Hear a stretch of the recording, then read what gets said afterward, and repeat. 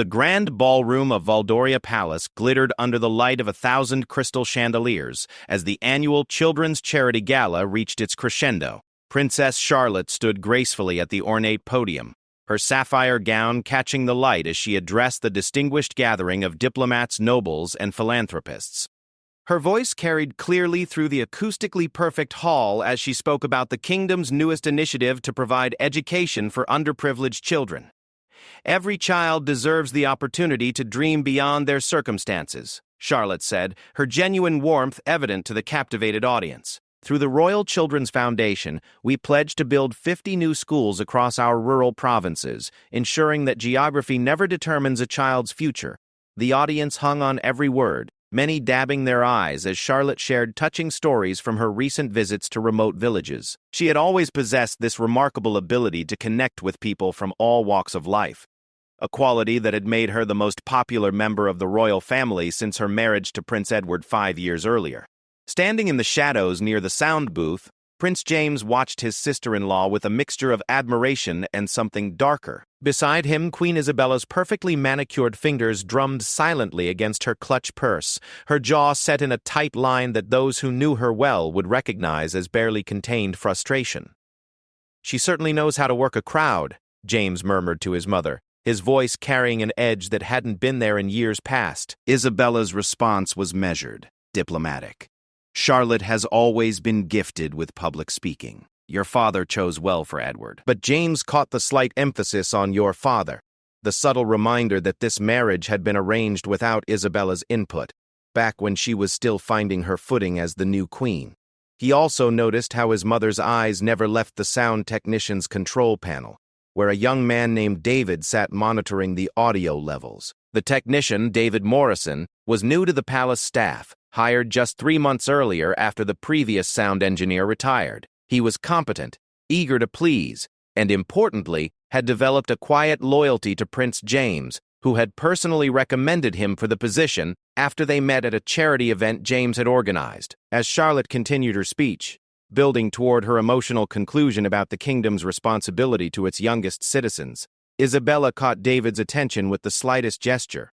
The young man looked confused for a moment, glancing between the Queen and Prince James. "The audio seems to be experiencing some interference," James said quietly to David, though the sound was crystal clear. "Perhaps you should make some adjustments."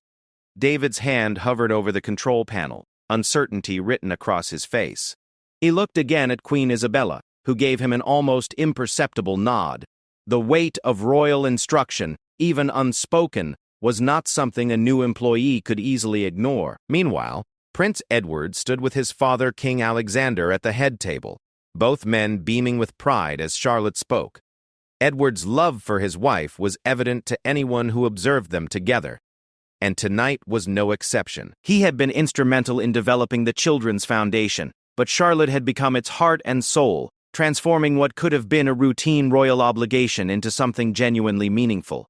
"She's extraordinary," King Alexander whispered to his eldest son. "The people adore her, and rightfully so." Edward nodded, his eyes never leaving his wife.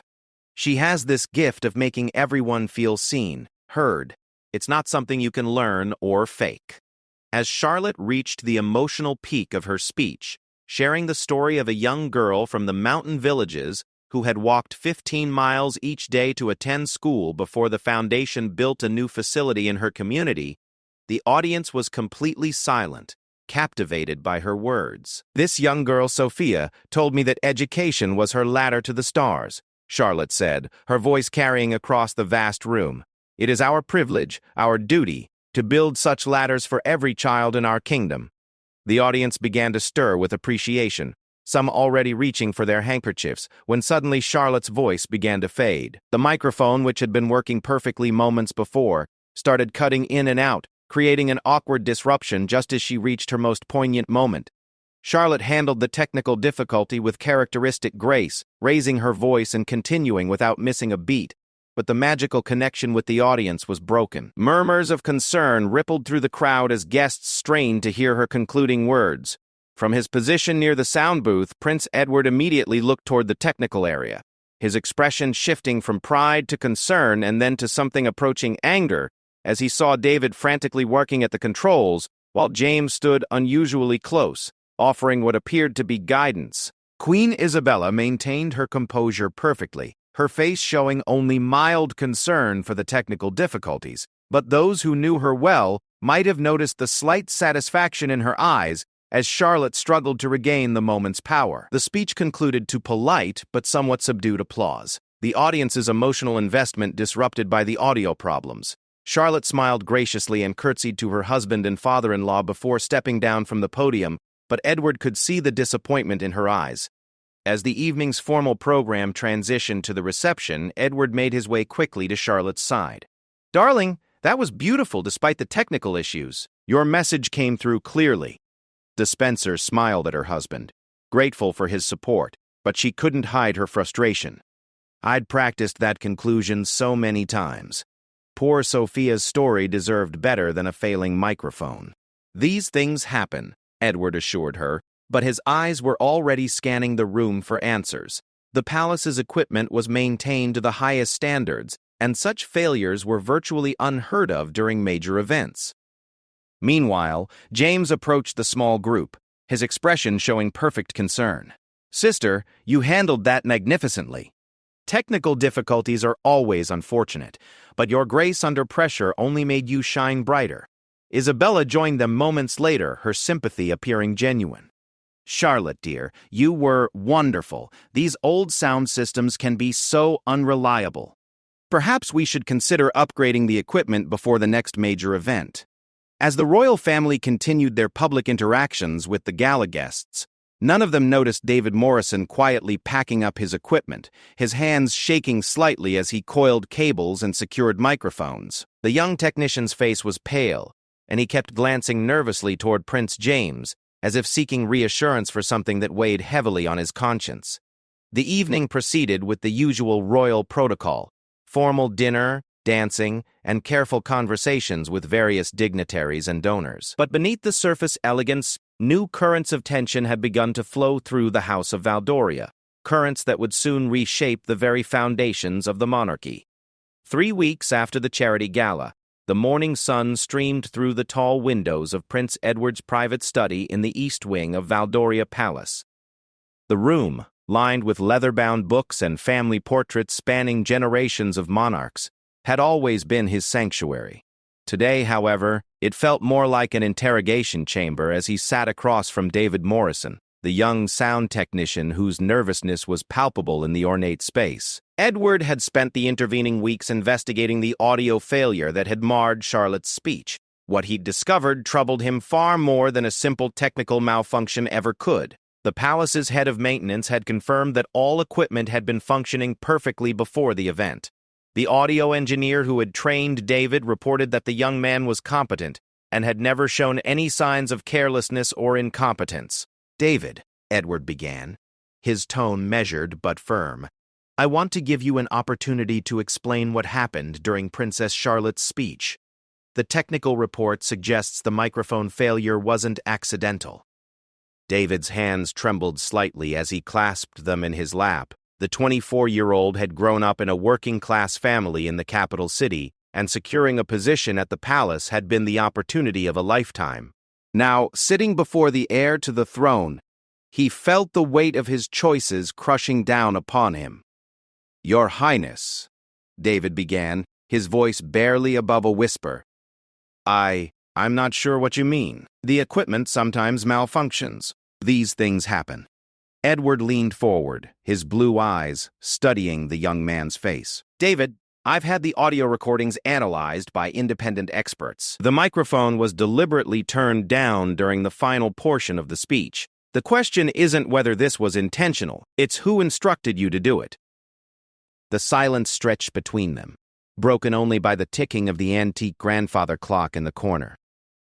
David's internal struggle was written clearly across his features as he weighed his loyalty to those who had helped him secure his position against his growing guilt over what he'd been asked to do. Meanwhile, in the Queen's private sitting room 3 floors above, Isabella was hosting her weekly tea with the ladies' auxiliary of the Royal Hospital.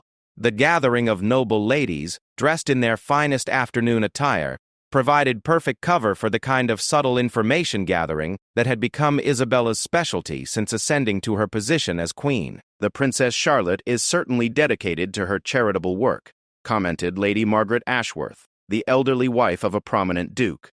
"Though one does wonder if such emotional displays are entirely appropriate for royal occasions." Isabella set down her delicate porcelain teacup with practiced precision. "Charlotte means well, of course. Her background, coming from a middle-class family, perhaps makes her more expressive than we might traditionally expect from royal women." The subtle criticism wasn't lost on the assembled ladies. Isabella had perfected this technique over her 5 years as queen, never saying anything directly negative about Charlotte, but carefully planting seeds of doubt about her suitability for royal life. "The technical difficulties during her speech were quite unfortunate," added Lady Beatrice Hartwell, a woman known for her sharp tongue and sharper political instincts. "One might think the palace staff would ensure such important events run smoothly." "Indeed," Isabella agreed, allowing a slight frown to cross her features. "I've spoken with the household manager about improving our standards. We simply cannot have such embarrassments during official functions." Back in Edward's study, David Morrison had finally begun to crack under the pressure of the prince's steady questioning. Tears welled in his eyes as he struggled with the decision that would change everything. "Your Highness," he said, his voice breaking, "I never wanted to hurt Princess Charlotte. She's wonderful." "Everyone says so. But I was told it would just be a small thing. A minor disruption. Nothing serious." Edward felt his stomach tighten. "Who told you this, David? Who gave you these instructions?" The young man's shoulders sagged as if the weight of his secret was physically crushing him. "Prince James, sir. He said Queen Isabella felt that Princess Charlotte sometimes overshadowed other members of the royal family, that it would be better if her speeches weren't always so perfect." The words hung in the air like a physical blow. Edward sat back in his chair, his mind racing through the implications of what he'd just heard. His younger brother, his own flesh and blood, had deliberately sabotaged Charlotte's most important charitable initiative. "Did Prince James explain why Queen Isabella wanted this done?" Edward asked, though part of him already knew the answer. David nodded miserably. "He said that the Queen felt Princess Charlotte was making other royal ladies look inadequate by comparison, that it was causing problems within the family. He made it sound like I was helping maintain harmony in the royal household." Edward's hands clenched into fists beneath his desk. The charity gala had been Charlotte's passion project, something she had worked on for months. The foundation's success depended heavily on public support, and Charlotte's speeches were crucial for generating both donations and volunteer participation. "David," Edward said finally, "I appreciate your honesty. You're going to write out a full statement detailing everything that happened, including exactly what Prince James said to you. In return, I'll ensure you're transferred to a position outside the palace with a positive reference." The relief on David's face was immediate and profound. "Thank you, Your Highness. I'm so sorry. I never should have. I just thought Prince James made it sound like it was for the good of the family."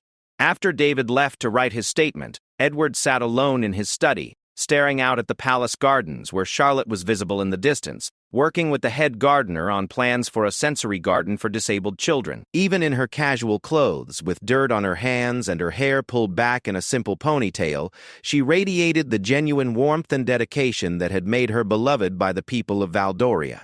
The realization that his own family had deliberately undermined her work filled Edward with a rage he hadn't felt since childhood. But beneath the anger was something even more troubling: the recognition that this incident was likely not isolated. If James and Isabella were willing to sabotage a charity event, what else might they have done? That evening, as Edward and Charlotte shared a quiet dinner in their private apartments, he found himself studying his wife's face, looking for signs of the stress and disappointment she'd been carrying since the gala. Charlotte had thrown herself even more deeply into her charitable work in the weeks following the event, as if trying to compensate for what she perceived as her own failure. "The children's hospital visit went well today," Charlotte reported, cutting into her salmon. "The new pediatric wing is almost ready for opening. Dr. Harrison thinks we'll be able to move the first patients in by month's end."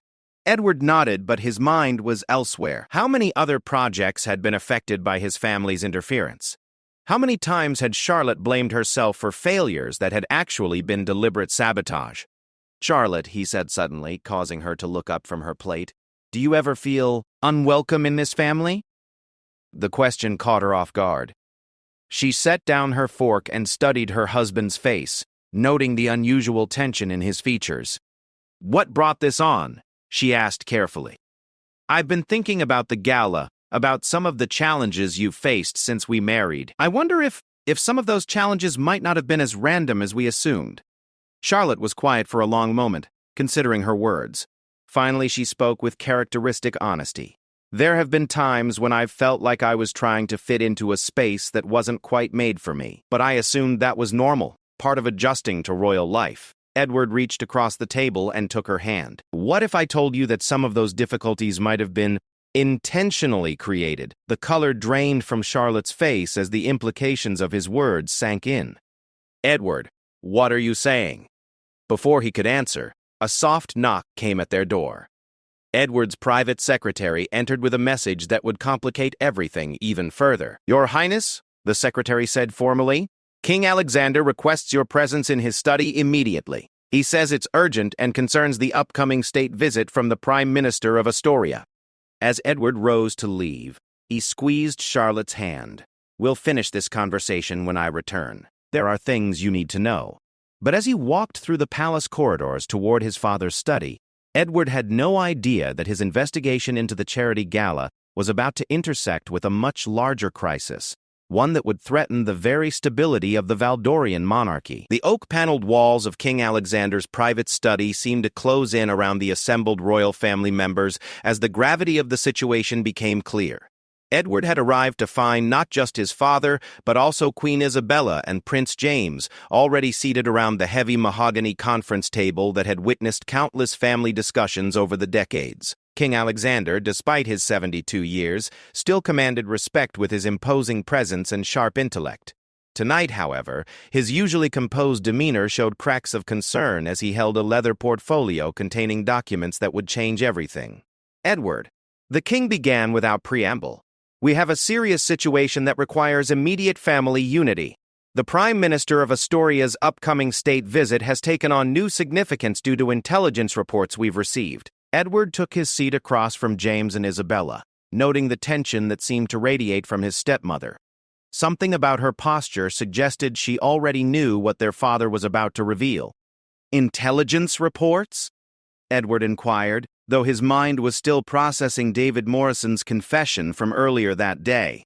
King Alexander opened the portfolio and withdrew several photographs and documents. "Our security services have identified a credible threat against the Astorian Prime Minister during his visit. More troubling, the intelligence suggests the threat may have connections within our own palace staff." The room fell silent except for the crackling of the fireplace.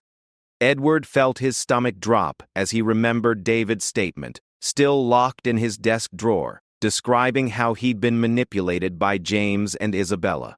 "What kind of connections?" James asked, and Edward noticed something in his brother's tone, a carefully controlled concern that seemed almost rehearsed. "The details are classified," King Alexander continued, "but what I can tell you is that we've discovered evidence of unauthorized communications between certain palace employees and foreign contacts.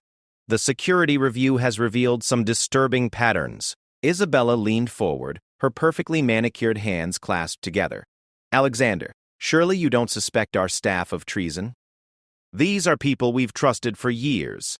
Trust, my dear, is a luxury we cannot afford when foreign dignitaries are at risk," the king replied.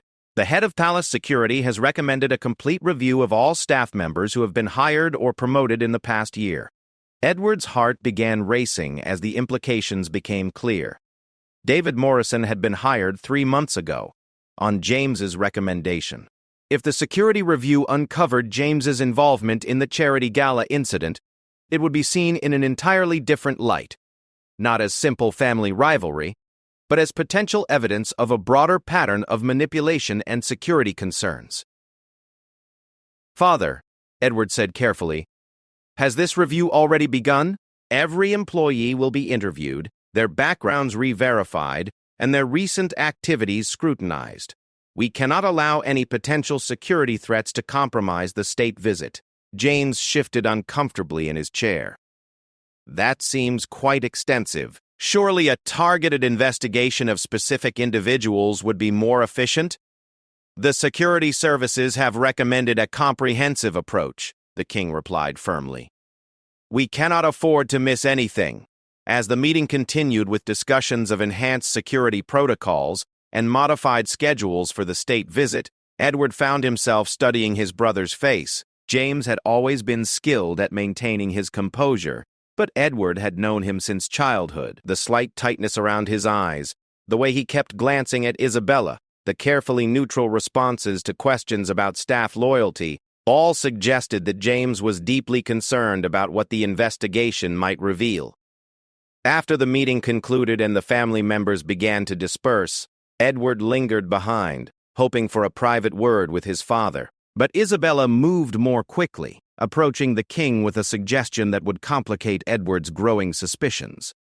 Alexander, she said softly, given the security concerns, perhaps it would be wise to postpone some of the public events planned for Charlotte's Children's Foundation. We wouldn't want any distractions from the primary security focus. King Alexander considered this suggestion. That's thoughtful, Isabella. Edward, what do you think? Would Charlotte understand if we scaled back her activities during the state visit? Edward felt trapped. Agreeing would mean allowing Isabella to further undermine Charlotte's work, but disagreeing might seem like he was prioritizing his wife's projects over national security. I think Charlotte would understand the need for security, Edward replied carefully. But the Foundation's work is important to the kingdom's international reputation as well. Perhaps we could find a compromise. We'll discuss it further, King Alexander decided. For now, everyone should focus on cooperating fully with the security review. As they left their father's study, James fell into step beside Edward in the corridor. For a moment, it felt like old times. Two brothers walking together through the palace halls where they'd grown up, sharing the unique bond of their royal heritage. This security business is quite serious, James commented casually. I hope it doesn't disrupt too many of our normal activities. Edward studied his brother's profile in the dim corridor lighting. James, is there anything you think I should know? Anything that might come to light during the security review? The question hung between them, and Edward saw a flicker of something, fear perhaps, or calculation, cross his brother's features before the familiar easy smile returned. Nothing that I can think of, James replied, though I suppose we all have small things we'd rather not have examined under a microscope. They walked in silence for several more steps before James added, Edward, you know how much I care about this family, about the monarchy. I hope you remember that, whatever happens in the coming days.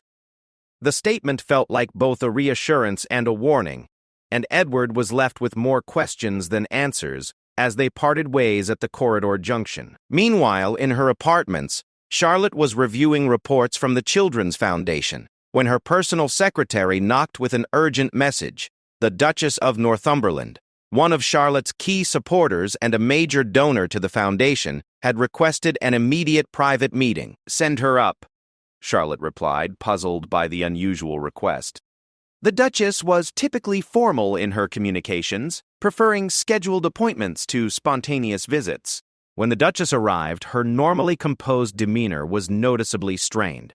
Lady Margaret Northumberland had been a fixture of royal society for decades, and her support had been crucial in establishing Charlotte's credibility with the aristocratic community. Your Highness, the Duchess began after the customary greetings. I felt I must speak with you privately about some concerning rumors that are circulating in certain social circles. Charlotte invited her to sit, pouring tea from the service that had been quickly arranged.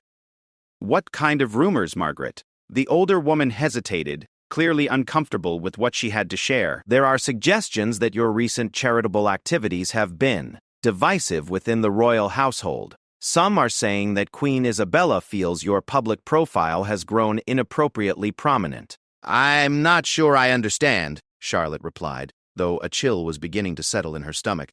The technical difficulties at the charity gala, the suggestions that some of your upcoming events might be postponed, There are those who believe these are not coincidental. The Duchess leaned forward, her voice dropping to almost a whisper. Charlotte, there are people in very high places who may see your popularity as a threat.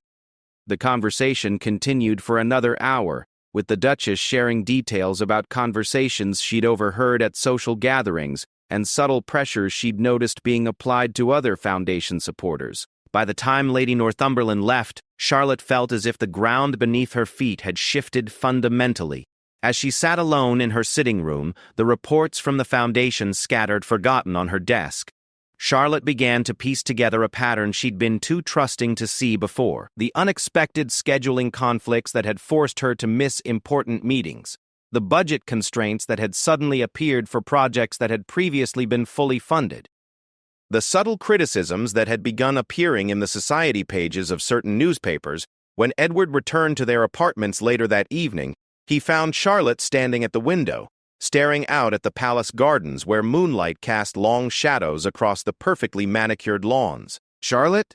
he said softly, approaching from behind. She turned to face him, and he was struck by the change in her expression. The trusting openness that had always been one of her most endearing qualities had been replaced by something harder, more guarded. "Edward," she said quietly, "I think it's time you told me exactly what you've discovered." The secure conference room in the basement of Valdoria Palace had been designed during the Cold War for the most sensitive royal family discussions. Its reinforced walls, electronic countermeasures, and complete privacy made it the perfect setting for the conversation that would either save or destroy the House of Valdoria. Edward sat across from Charlotte at the polished steel table. David Morrison's written confession spread between them, alongside the security reports that King Alexander had shared earlier. The fluorescent lighting cast harsh shadows on both their faces, making the gravity of their situation impossible to ignore. "So my own brother orchestrated the microphone failure," Charlotte said, her voice steady despite the shock evident in her eyes.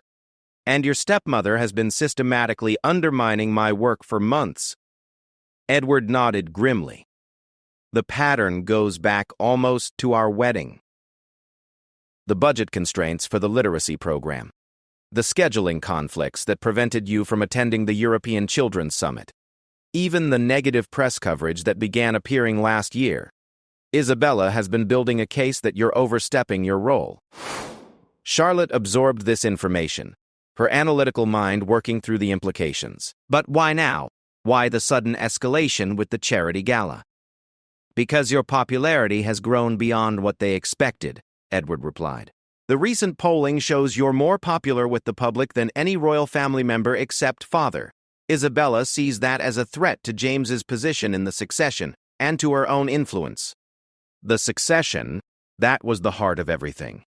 Edward was heir to the throne, but if anything happened to him, the crown would pass to James, Isabella's biological son. Charlotte's growing popularity and her potential future children represented a threat to Isabella's long-term power. "Edward," Charlotte said slowly, "what exactly are we dealing with here? Is this just family rivalry or something more serious?" Before Edward could answer, the secure phone in the corner rang. The sound was jarring in the quiet room, and both of them turned toward it with apprehension. Only a handful of people had access to this line, and none of them would use it for casual communication. Edward answered on the third ring. "Yes?" "Edward, it's Father. I need you and Charlotte to come to my private study immediately, alone. Tell no one where you're going." The line went dead, leaving Edward and Charlotte to exchange worried glances. King Alexander's tone had carried an urgency that neither of them had ever heard before. 20 minutes later, they found themselves in the king's study with Sir Robert Blackwood, the head of palace security, and Director Sarah Chen of the Royal Intelligence Service. The presence of such high-level security personnel made it clear that this was no longer a simple family matter. "Edward, Charlotte, King Alexander," began, his face showing the strain of recent revelations, "we've discovered something that changes everything we thought we knew about the current situation." Director Chen opened a classified file and withdrew several photographs and documents. "Your Highnesses, our investigation into the security threats related to the Astorian state visit has uncovered evidence of a much larger conspiracy. The photograph showed Prince James in what appeared to be secret meetings with individuals that Edward didn't recognize.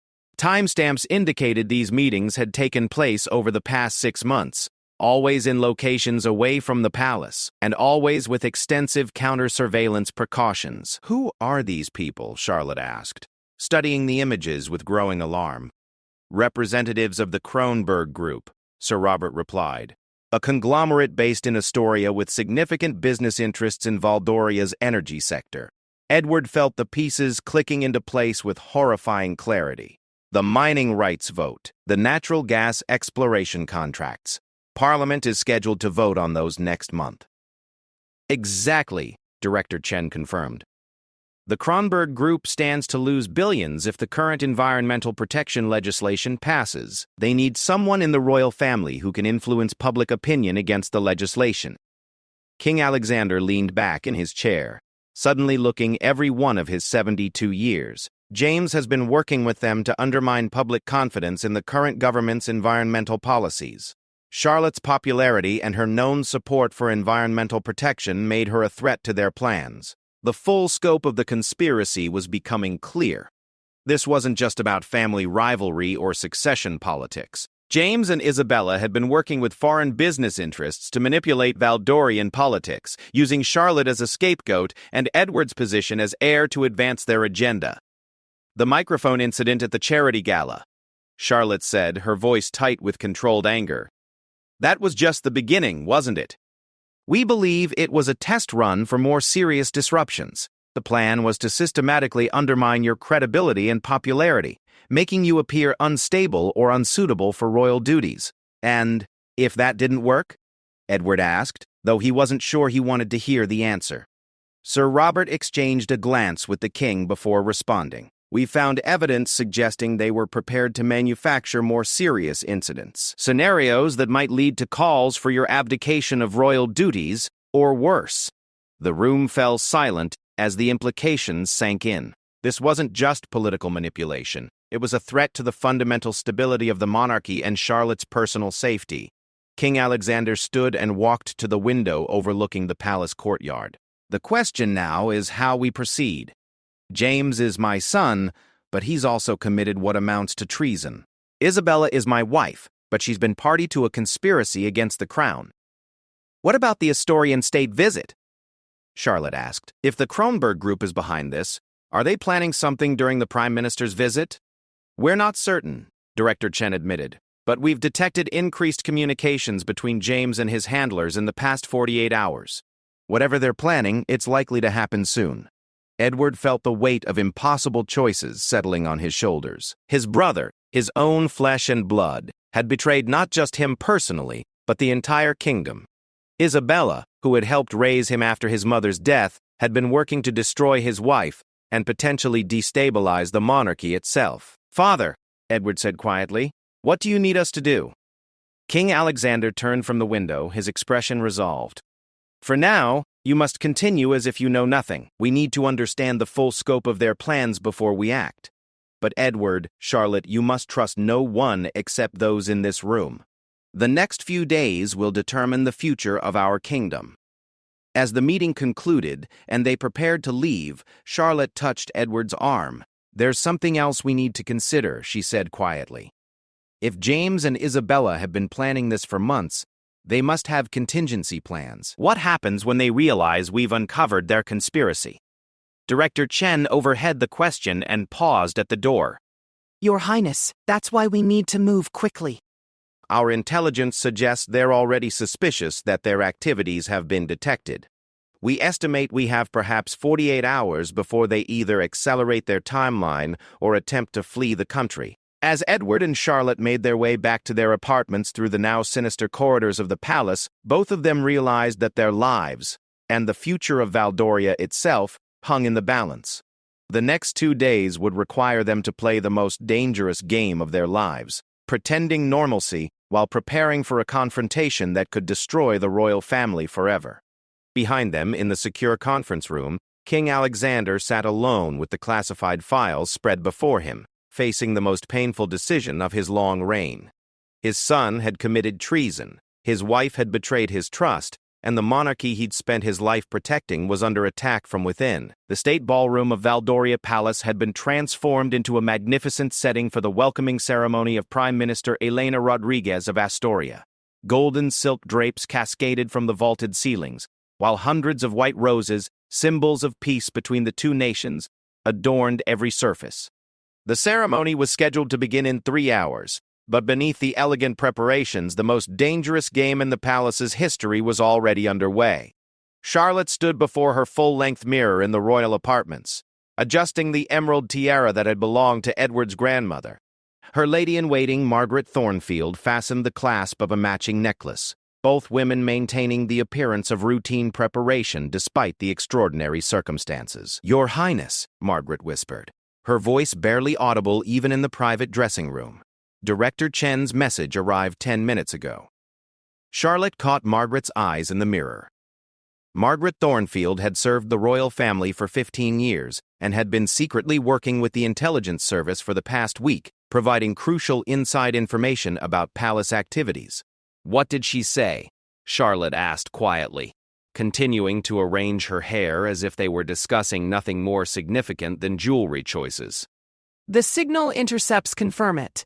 Prince James received final authorization from the Kronberg Group this morning. Whatever they're planning will happen during tonight's ceremony. Charlotte's hands remained steady as she applied her lipstick, but her mind was racing. The past 48 hours had been an exercise in controlled terror as she and Edward maintained their normal routines while secretly coordinating with the security services. Every conversation, every public appearance, every private moment had been carefully choreographed to avoid arousing suspicion. 3 floors below, in the palace's main security command center, Edward stood with Sir Robert Blackwood, reviewing the final defensive preparations. Video monitors showed every angle of the state ballroom, the corridors leading to it, and the exterior approaches to the palace. Additional security personnel, carefully vetted and brought in from outside the palace staff, had been positioned at strategic points throughout the building. "The audio equipment has been completely replaced and tested," Sir Robert reported. "We've also installed backup systems that can't be accessed from the main control room."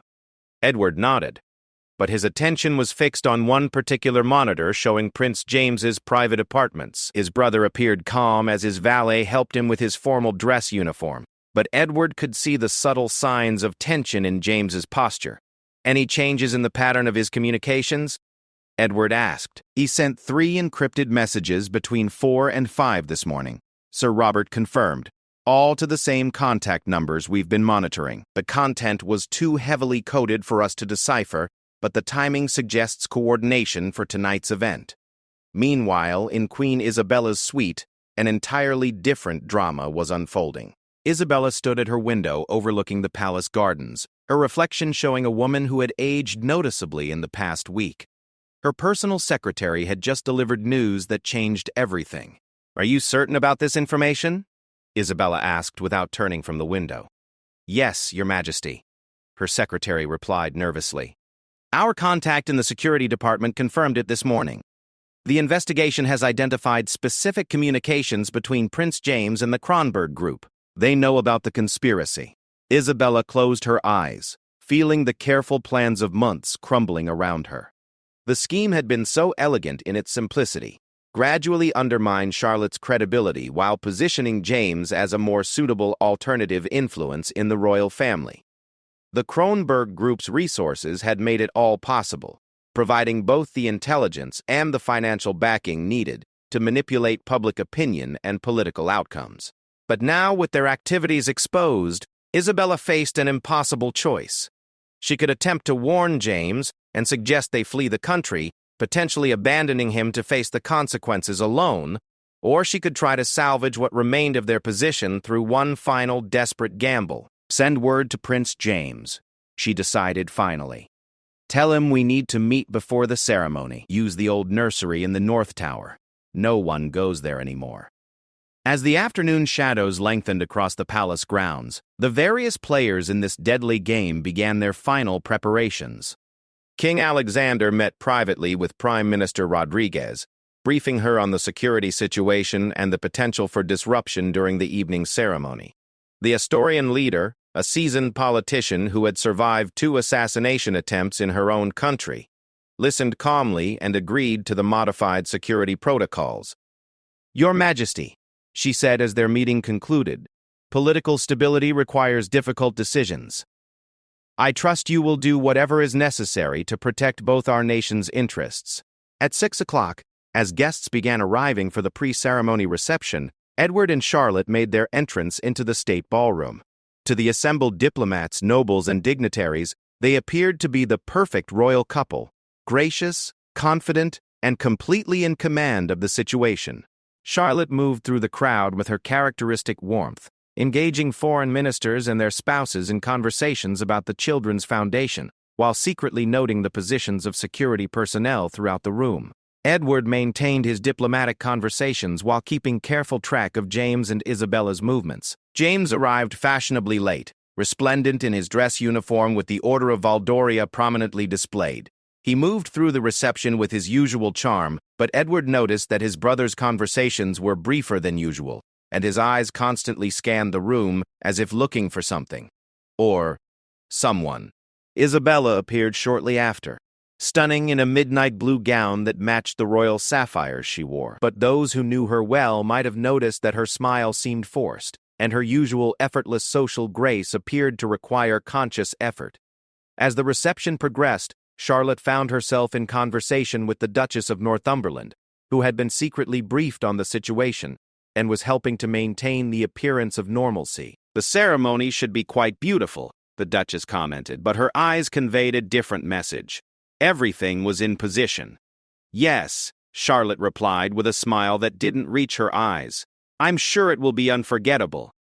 At precisely 7:30, as the formal ceremony was scheduled to begin, Edward received a subtle signal from Sir Robert. James had just left the ballroom, ostensibly to make a brief phone call before the proceedings commenced. Instead of heading to the communication room, however, James had made his way to the main audio control center. The final act was about to begin. In the control room, David Morrison's replacement, a veteran technician named Thomas Fletcher, who had been secretly working with the security services, appeared to be conducting routine final checks on the audio equipment. When James entered, Fletcher looked up with apparent surprise. "Your Highness, I wasn't expecting anyone to check on the preparations." James smiled with practiced charm. "Just wanted to ensure everything runs smoothly tonight. We can't afford any technical difficulties with such distinguished guests."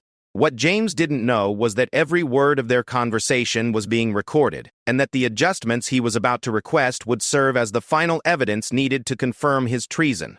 In the state ballroom, Charlotte stood beside King Alexander and Prime Minister Rodriguez as the orchestra prepared to play the ceremonial fanfare. Edward was positioned slightly behind them, his hand resting on his sword hilt in accordance with royal protocol, but ready for something far more serious than ceremony.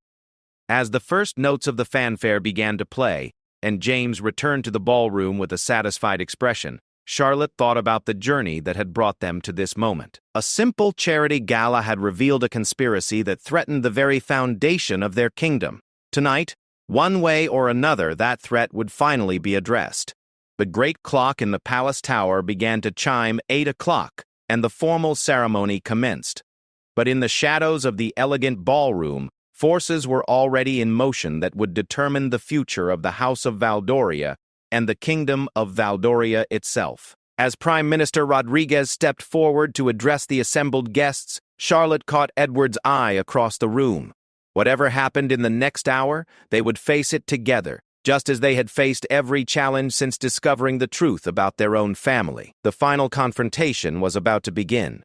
The Crown's Echo explores themes of loyalty, betrayal, and the price of power within the confines of a modern constitutional monarchy, where traditional values clash with contemporary political realities, and family bonds are tested by the ultimate stakes of national security and royal succession.